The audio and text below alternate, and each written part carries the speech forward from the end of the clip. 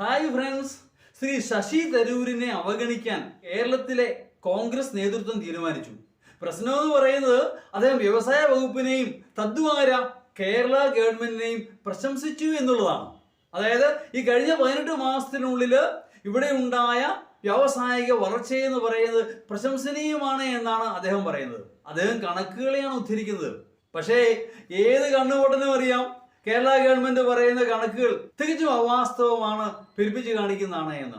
Number 1, Kerala government പറയുന്നത് ഇവിടെ 3 ലക്ഷം തൊഴിൽ സംരംഭങ്ങൾ ഉണ്ടായി എന്നുള്ളതാണ്.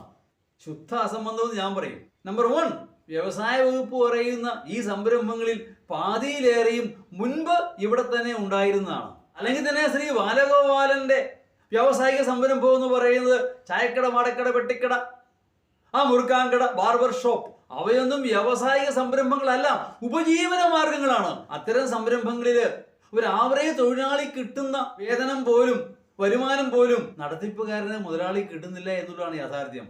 കാരണം എല്ലാ ചെലവും കഴിഞ്ഞ് ഇലക്ട്രിസിറ്റി, വാടക ഇവയെല്ലാം കഴിഞ്ഞ് അയാൾക്ക് പലപ്പോഴും ഒരു തൊഴിലാളിയുടെ വേതനം പോലും ലഭിക്കാറില്ല. ഉടമസ്ഥനായതുകൊണ്ട് അതാരും പുറത്ത് പറയാറില്ല എന്നുള്ളതാണ് യാഥാർത്ഥ്യം. വ്യാവസായിക സംരംഭം എന്ന് പറയുമ്പോൾ ഞാൻ മനസ്സിലാക്കുന്നത് ഇവിടെയുള്ള ആളുകൾക്ക് ഇവിടെ തന്നെ തൊഴിൽ ലഭിക്കാൻ സാധിക്കുന്ന സംരംഭങ്ങളെയാണ്. അങ്ങനെ എത്രയാണ് തുടങ്ങി ഞാൻ കണ്ടില്ല ഒന്നും. പക്ഷെ കേരളത്തിന്റെ ഇന്നത്തെ അവസ്ഥ അറിയണമെങ്കിൽ ഇപ്പോൾ നടക്കുന്ന ആശാ വർക്കർമാരുടെ സമരത്തിലേക്ക് മാത്രം നോക്കിയാൽ മതി. അവരുടെ ശമ്പളം എത്രയാ? 7000 രൂപ. ഒരു മാസം 7000 രൂപ ലഭിക്കുന്ന ഒരാൾക്ക് ഒരു ദിവസം എത്ര രൂപ കിട്ടുന്നുണ്ട്?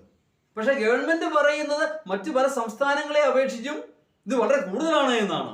പക്ഷേ മറ്റു പല സംസ്ഥാനങ്ങളിലെയും ജീവിത ചിലവല്ല കേരളത്തിലേത്. ഒരുപക്ഷെ ഇന്ത്യയിലെ തന്നെ ഏറ്റവും കൂടുതൽ ജീവിത ചിലവുള്ള സംസ്ഥാനമാണ് കേരളമെന്ന് ഞാൻ പറയും. നിങ്ങൾക്കറിയാമോ, ഇന്നേ ദിവസം ആന്ധ്രാപ്രദേശ് എന്ന സംസ്ഥാനത്ത് തക്കാളിയുടെ വില 1 കിലോ 10 രൂപയാണ്. സങ്കല്പിക്കാൻ കഴിയുമോ? 50 രൂപയെ കുറച്ച് പച്ചക്കറി ഉണ്ടോ ഇവിടെ? നല്ല സൂപ്പർ അരി കിട്ടും 40 രൂപയിൽ താഴെ. 60 രൂപയിൽ കുറഞ്ഞ അരിയുണ്ടോ ഇവിടെ? അങ്ങനെ പല കാര്യങ്ങളും ജീവിത ചിലവ് വളരെയധികം ഉയർന്നിരിക്കുന്ന സംസ്ഥാനമാണ് കേരളം.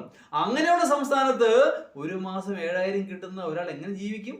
വെറുതെ ആലോചിച്ച് നോക്കിയേ. 1 മണിക്കൂർ നേരത്തിന് ഒരാളെ പണിക്ക് വിളിച്ചാൽ 500 കുറഞ്ഞ് കൊടുക്കാൻ പറ്റുമോ?